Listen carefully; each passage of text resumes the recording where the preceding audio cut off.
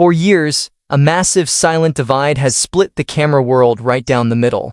On one side, you had full-frame purists who insisted that you needed a massive, expensive sensor to get professional image quality, deep dynamic range, and elite low-light performance.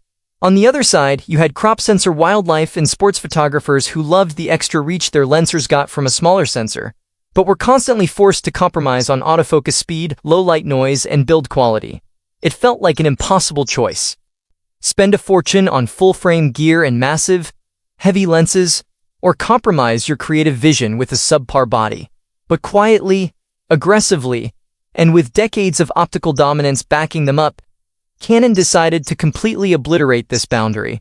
That brings us to right now, and the arrival of a camera body that completely re-engineers what an APS-C crop sensor is capable of achieving. This is the ultimate, unfiltered truth about the Canon EOS R7 Mark II.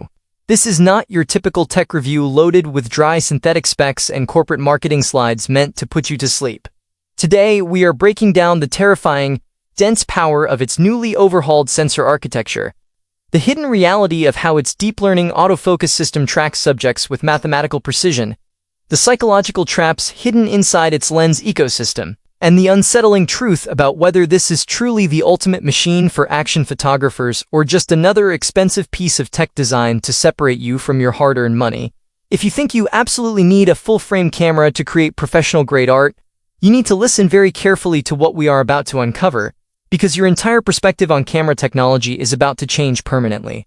Let's dismantle the biggest lie in the modern camera industry right from the start. Camera manufacturers love to throw massive numbers at you to trigger your fear of missing out.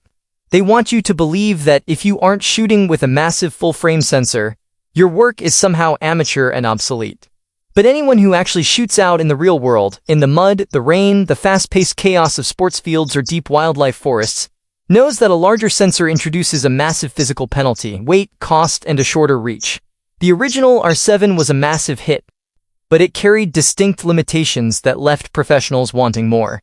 The rolling shutter was problematic, the buffer cleared slowly under intense shooting, and the low-light performance hit a distinct wall when the sun went down. Canon didn't just tweak the software for the Mark II. They completely ripped out the core architecture and redesigned how a crop sensor camera interacts with light and speed. At the absolute center of this machine sits a brand new, high-speed stacked APS-C CMOS sensor pushing a brilliant 32.5 megapixels. Now, on paper, that resolution might look identical to its predecessor. But the magic isn't in the quantity of the pixels, it is in the physical structure of the sensor itself. By moving to a stacked design, Canon